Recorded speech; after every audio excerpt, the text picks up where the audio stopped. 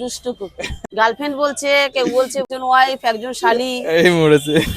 ভালোবাসার মানুষের সাথে সাথেই টান মারে। শুনছি তো অরুণদা বলছে তোমার দোকানে আবার পুজোর মধ্যে নতুন করে এই পরোটার সাথে সাথে আবার ফ্রাইড রাইস আর চিলি চিকেন আনানো হবে। হ্যাঁ হ্যাঁ। প্রাইসটা কিরকম কি রাখা হয়েছে একটু আইডিয়া দিতে পারবে? না, প্রাইসটা এখন বলা যাবে না, এবার অরুণদা, কয়দিন পরে। হ্যাঁ অরুণদাকে তো ফোন হ্যাঁ। করেছিলাম, অরুণদা যতটা বললো যে এখন একটু হাইট রাখতে চাইছি প্রাইসটা, মানে প্রাইসটা মোটামুটি যা রাখা হবে সবই সাধ্যের মধ্যে থাকবে। এমনকি তোমরা সেটা শোনার পরে হয়তো চমকেও যেতে পারো যে এতটাই কম, তাই তো? খেতে পারবে। হ্যাঁ হ্যাঁ, খেতে পারবে সবাই। এই কিন্তু কাকিমার পরোটা দেখতে পাচ্ছ, আজকে কিন্তু কাকা নেই, তো কাকিমা নিজে হাতে কিন্তু দোকানটা চালাচ্ছে। আর সচরাচর যতটা ভিড় থাকে ততটাই ভিড় ছিল, পুজোর বাজার তো বোঝোই তো। তা কাকিমা তোমার এই মোটামুটি ব্যবসা করতে কিরকম লাগে বলো?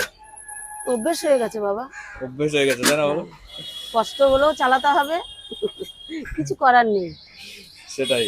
চালাতেই হবে। আর পুজোর ব্যাপার তো কাকার তো মাইক